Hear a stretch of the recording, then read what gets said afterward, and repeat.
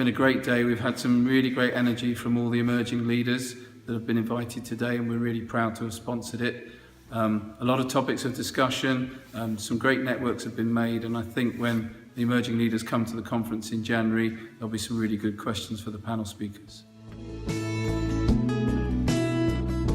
Yeah, I am quite positive about the future. I'm quite positive that we can weather the Brexit storm that people are talking about, and be there for the next generation, hopefully. We are very open-minded to change, because I think you'd be foolish not to be at the moment. I think you need to keep a very open mind, keep your eyes open to opportunities. We are trying not to be too entrenched in the way we do anything, try and be open to the markets.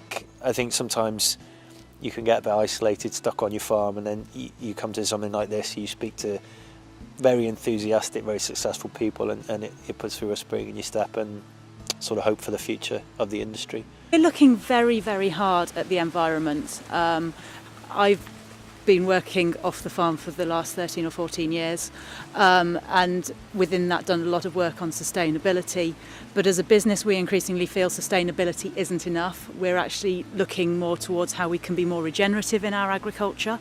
We're quite interested in how you can build healthier soils, build a healthier microbiome, how you can then use that within a more closed loop system to feed cattle so the rumen is more diverse, to extract more nutrition, to rear a healthier animal, and potentially sort of not just drive cost down, but actually just enhance margin by creating a more robust system.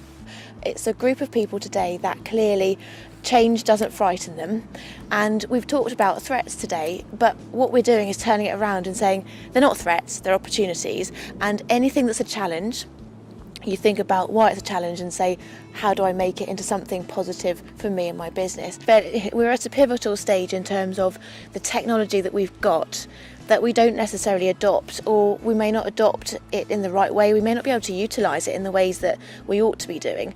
And I really hope that this embracing of change means the adoption of precision agriculture to a greater extent, and a better understanding of just simple things like cost of production, etc., etc. I also think that looking at the issues, we're talking about labour a lot, and I think that goes hand in hand with technology. We need people with different skills, and we have to think positively and say we can find those people, whether we find them from abroad or we find them and they're homegrown. But what we do need is to invest in them as an industry. We're obviously a new business, a new entrant, so basically everything we do is sort of new, so it's hard to say, is that change or where we're heading, but we are, very focused on what we're doing and, trying to make a profit. So I think change, if required, is something we need to do just to stay ahead of the game. Job, we spend an awful lot of time, or I spend an awful lot of time working by myself.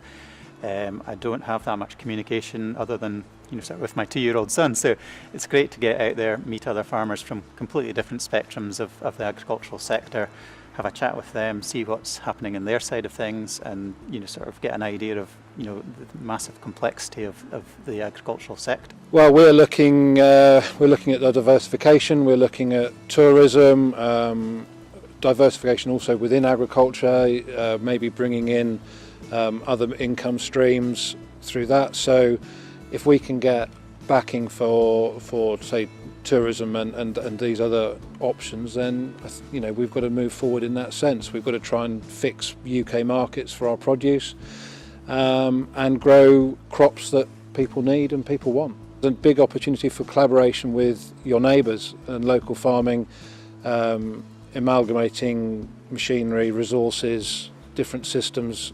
I think we've got to embrace change. I mean, look at myself. I returned home, farming background, love farming.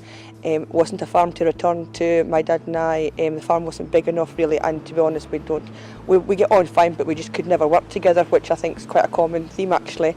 And always wanted to come home, no farm to go to, and I'm now still involved in a farming world, but with something totally different. And I think that's a thing that we should embrace, is look at opportunities and grab them.